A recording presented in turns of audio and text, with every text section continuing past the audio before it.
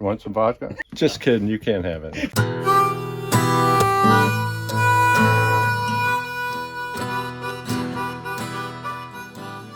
The first band sucked, actually. We never made it off the ground.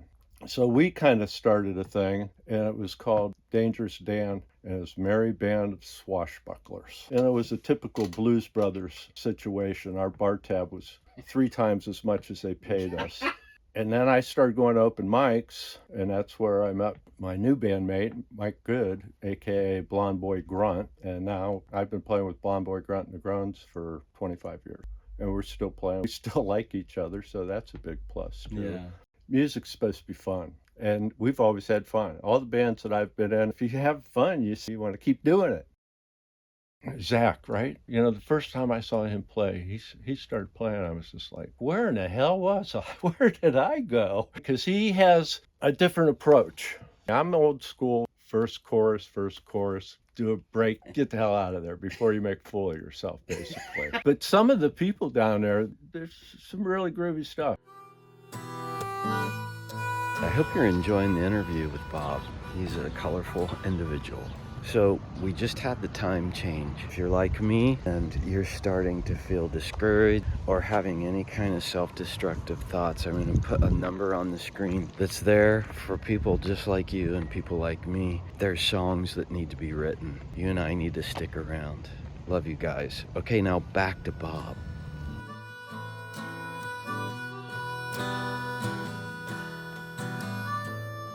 So I don't sit down and have an idea and start writing it and work on it like that. Most of my songs...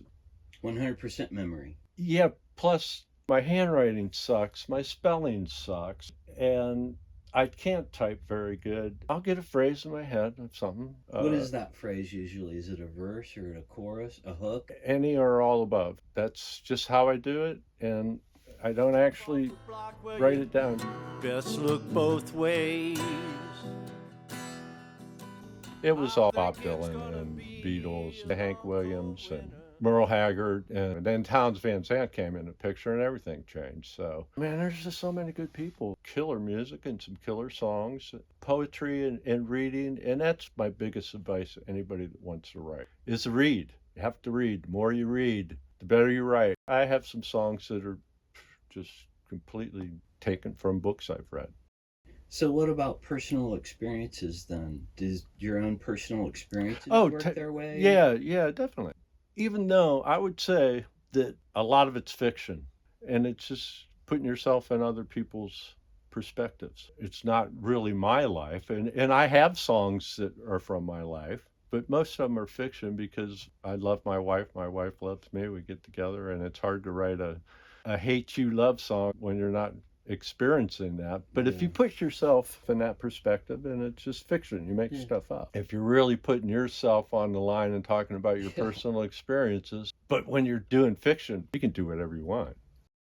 Typically, one of the first things we do with a Bring Your Song artist, or really any artist that works with us, we create a scratch track. The artist leaves after a scratch session with a representation of what they want to record. The really powerful thing about that is that it gives them something to rehearse to. It gives them a place to make decisions about arrangement and the production of their music before they come back to the studio. So in Bob's situation, the first thing he did was record the acoustic, and then we added his vocals and the harmonica after that. So that's that about that. Scratch tracks in a nutshell.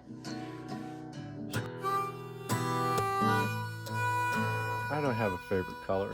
You know, I like them all. I don't have a favorite Bob Dylan song. It changes, you know? Yeah. I mean, I have songs that I really like. I have songs that my bandmate Mike has wrote that I just really like. In fact, I think part of me and Mike's success and friendship revolves around, he thinks I'm a better songwriter than him, but I know he's a better songwriter than me. Hemingway said, you know, it's really easy to write. You sit in front of a typewriter until you start sweating blood. It's not that way for me. Sometimes I feel I'm getting a little cliche. Don't be afraid to being cliche. Yeah, we're all sharing all the same words. We're all sharing all the same emotions. We're all sharing the same notes. And there's going to be overlaps. It's not a competition. Cold, starve of fever.